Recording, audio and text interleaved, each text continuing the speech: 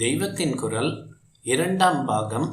வேதம், வேதங்களின் முக்கிய தாத்பரியம் என்ன? முதற் பகுதி.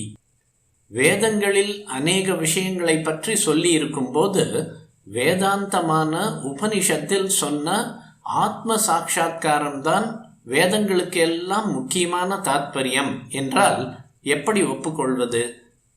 அக்னிஹோத்திரம், சோம யாகங்கள், சத்ர யாகங்கள், இஷ்டிகள் என்கிற பல வேள்விகள், பலவிதமான கர்மாக்கள், ஹோமங்கள் எல்லாம் வேதத்தில் இருக்கின்றன. இவைதான் வேதத்தின் லட்சியம் என்று ஏன் சொல்லக்கூடாது?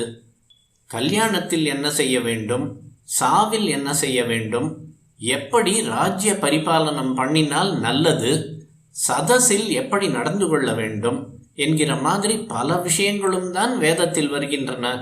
இதில் எதை அதன் மையமான லட்சியம் என்பது? யாகம், யஜ்ஞம் இவற்றையெல்லாம் தவிர அநேக உபாசனா மார்க்கங்கள் வேதத்தில் சொல்லப்படுகின்றன. தனித்தனியாக தியானம் சொல்லி இருக்கிறது. இந்த ஷரீரத்துக்குள் ஆத்மா எப்படி போகிறது, கடைசியில் ஷரீரம் என்னவாக போகிறது, திரும்பியும் மனுஷ்ய சரீரத்தில் எப்படியெல்லாம் பிரவேசிக்கிறது என்பன போன்ற விஷயங்களும் அதில் காணப்படுகின்றன. இன்னும் ஷரீர ஆரோக்கியத்திற்கு வேண்டிய வைத்திய சிகிச்சைகள், சத்ருக்களினால் ஹிம்சை வந்தால் அதை நிவிருத்தி பண்ணுவதற்கான சாந்திகள், இப்படி வேறே பல சமாச்சாரங்களும் வேதத்தில் சொல்லப்பட்டிருக்கின்றன. இவற்றையெல்லாம் பார்க்கும்போது நமக்கு ஒரு கேள்வி உண்டாகிறது. அதாவது, வேதத்தின் முக்கியமான உத்தேசம் என்ன? எதற்காக வேதம் ஏற்பட்டுள்ளது? எல்லா வேதங்களும் சேர்ந்து ஒரு பொருளைத்தான் சொல்லுகின்றன என்று உபனிஷத் சொல்கிறது. கட்டோபனிஷத் 2.15. அந்த ஒரு பொருள் என்ன? ஓம்கார அர்த்தமாக இருக்கும்படியான ஒரு பரம்பொருளைத்தான் எல்லா வேதங்களும் சேர்ந்து சொல்கின்றன என்பது அந்த உபனிஷத்து வாக்கியம். வேதம் வெவ்வேறு விஷயங்களை சொல்கிறதே, வெவ்வேறு தேவதைகளை பற்றியும் சொல்லுகிறதே என்று நமக்கு சந்தேகம் வருகிறது. ஜட்ஜ் சதாசிவ ஐயர் என்று ஒருவர் இருந்தார். மைசூர் ராஜ்யத்தில் இருந்த பரமசிவ ஐயர் அவர் சகோதரர். வேதங்கள் என்றால் பௌதிக சாஸ்திரம்தான். வேதம் ஜியாலஜியை பற்றியே, நிலையியல் சொல்கிறது என்று இந்த பரமசிவ ஐயர் எழுதியிருக்கிறார். இன்னும் பல பேர் பல பிரகாரமாக சொல்கிறார்கள். அந்த காலத்தில் இந்தியாவில் உள்ளவர்களுக்கு சூரியனையும் சந்திரனையும் பார்த்து ஆச்சரியமாக இருந்தது. அதிகமாக விஞ்ஞானம் விருத்தி அடையாத காலம் அது. அதனால் அவரவர்களுக்கு தகுந்தாற்போல் அவரவர்கள் இயற்கை தோற்றங்களை பார்த்து பல விஷயங்களை சொன்னார்கள். அதை பாட்டாக பாடும்படியான சக்தி எல்லோருக்கும் இல்லை, சில பேருக்குத்தான் இருந்தது. இவர்கள் பாடிய பாட்டுக்களையே மந்திரங்கள் என்று தொகுத்து வேதமாக வைத்து கொண்டிருக்கிறார்கள் என்று சில வெள்ளைக்காரர்கள் அபிப்பிராயப்படுகிறார்கள்.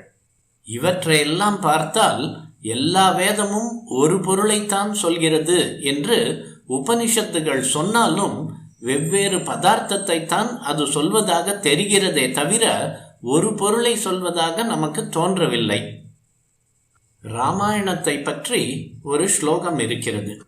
வேத வேத்யே பரே பும்சி ஜாதே தசரதாத்மஜே வேத பிராச்சேதசா தாசி சாக்ஷாத் ராமாயணாத்மனா. வேத வேத்யே, வேதத்தினால் அறியப்பட வேண்டிய ஒருவன். அவன் யார்? பரே பும்சி, பரமபுருஷன். வேதத்தினாலே அறியப்பட வேண்டிய பரமபுருஷன் ராமனாக உலகில் அவதாரம் செய்தான். அவன் தசரதனுடைய குழந்தையாக வந்தவுடன் வேதம் ராமாயணமாக அவதாரம் பண்ணுவோம் என்று வால்மீகியின் குழந்தையாக வந்தது. இதுதான் மேலே சொன்ன ஸ்லோகத்தின் அர்த்தம். இங்கேயும் பரம்பொருள் அல்லது பரமபுருஷன் அல்லது ஓம்காரம் என்கிற ஒரே சத்திய தத்துவம்தான் எல்லா வேதங்களுக்கும் பொதுவான லட்சியம் என்று தெரிகிறது. கட்டோபனிஷத்தில் சர்வே வேதாக என்று சொன்னார் போலவே கீதையிலும் பகவான் வேதைஷ்ச சர்வைஹி அகமேவ வேத்யக, எல்லா வேதங்களாலும் நானே அறியப்படுகிறேன் என்கிறார்.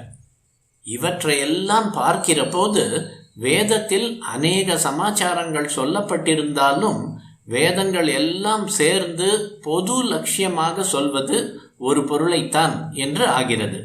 அப்படியானால் ஒரு பொருளை சொல்வதற்கு அநேகம் பொருளை வேதம் எதற்காக சொல்கிறது என்று நமக்கு தோன்றும். அநேகம் பொருள்கள் மூலமாகத்தான் அந்த ஒரு பொருளை அறிய முடியும். யோகம், தியானம், தபஸ், யஜ்ஞம், கர்மானுஷ்டானம், கல்யாணம் முதலான சடங்குகள், ராஜ்ய நிர்வாகம், சமூக வாழ்க்கை, கவிதை ஆகிய இவை எல்லாம் முடிந்த முடிவில் சுட்டிக்காட்டுகிற ஒரு பொருள் எதுவோ அந்த ஒரு பொருள்தான் வேதத்தின் உண்மையான தத்துவமாக இருக்கிறது. அந்த உண்மையான பொருள் ஒன்றை தவிர பாக்கி எல்லாம் மாறி மாறி போகும்படியான பொருள்கள், கதையாக போகிற பொருள்கள். பின்னால் அந்த கதையும் மறைந்து போகிறது. ஒன்று தெரியாமல் பலவான லோகம்தானே நமக்கு தெரிகிறது. அதனால் நமக்கு தெரிகிற ஒவ்வொன்றையும் காட்டி அதன் மூலமே ஒன்றுக்கு அழைத்து கொண்டு போவதற்காகத்தான் வேதம் பல பல விஷயங்களையும் சொல்கிறது.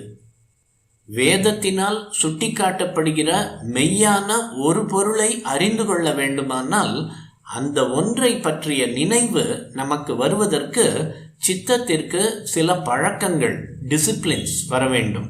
யாகங்கள் பண்ணுவது, தபஸ் பண்ணுவது, தான தர்மங்களை செய்வது, கோபுரம் கட்டுவது, குளம் வெட்டுவது, சமூக காரியங்கள், கல்யாணம் முதலான சம்ஸ்காரங்கள் ஆகிய எல்லாம் சித்தத்தை சுத்தி செய்து சித்த விருத்தி நிரோதம், ஓடிக்கொண்டே இருக்கும் மனசை அடக்கல் செய்வதற்காகத்தான்.